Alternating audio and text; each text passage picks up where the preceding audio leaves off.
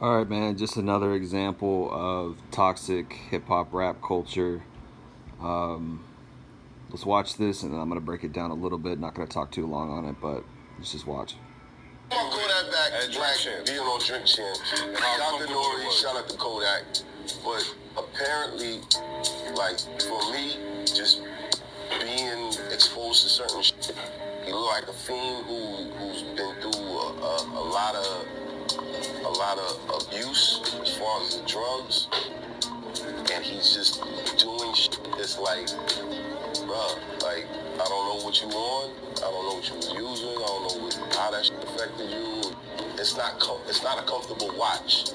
I'm not saying he smokes crack or nothing like that. It's just the motions and the movements that it looks like something is wrong with the wiring. All right, so hip hop is concerned now. It wasn't concerned when he was on Insta Live laying on the floor like a dead fish doing that shit. That was concerning. All right, we talking about. All right, so there you go. So you see another victim. I know Rich Homie Quan just got killed recently. I believe he was murdered, if I'm not mistaken. This is just, these guys are going to jail. And what's funny is people aren't talking about it. People are just like, whatever, that's hip hop or whatever. Like, they just don't care. So you see how toxic an environment that rap music today is in. It's just it eats its hosts. It's parasitic. It's a parasitic culture that eats its hosts. If you support it and you're all about it, it's gonna live through you insofar as it can gain something off of you, insofar as it can express itself through you, insofar as it can use you as a conduit to further its toxic, evil existence. I've been listening to rap music since the early 90s. And I understand that it has potential to be a beautiful art form insofar as the poetry is concerned, insofar as the expression of the suffering is concerned. But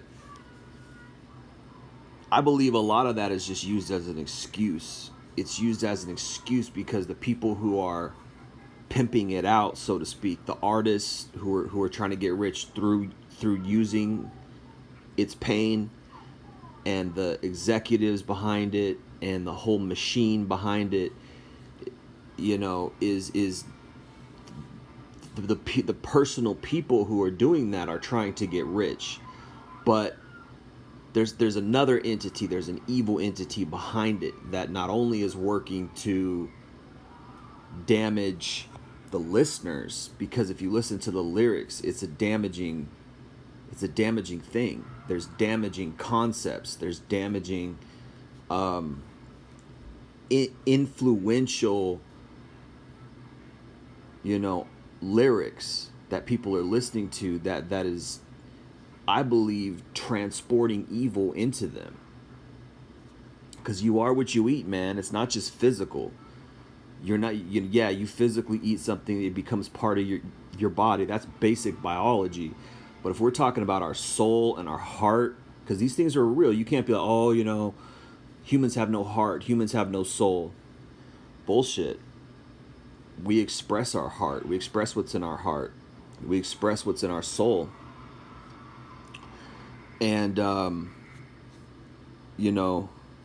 for you to ingest that into your brain and into your being, you're assimilating that to whatever degree. Not only that, there's neurolinguistic programming, there's repetition, which is involved with neurolinguistic programming, meaning these words and choruses and repetition, repeated ideas over and over are soaking into you, into your brain. And I don't know if that can ever come out. Hip hop is a part of me. I didn't start out in hip hop.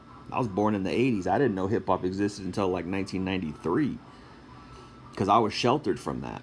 I'm a white kid born in a small little town close to a bunch of farms, moved to a bigger city, but still, lower middle class, lower class, but not certainly not a no hood. But it's in the way I talk, it's in the way I think, it's in the way I behave now because I listened to it for so long. I thought it was cool. I associated myself with people who I thought were like me, like hip hop oriented, and it's that influencing. It's that strong of a entity that it can get into you like that. But when we're talking about the effects of it, look at that. Look at the effects of it.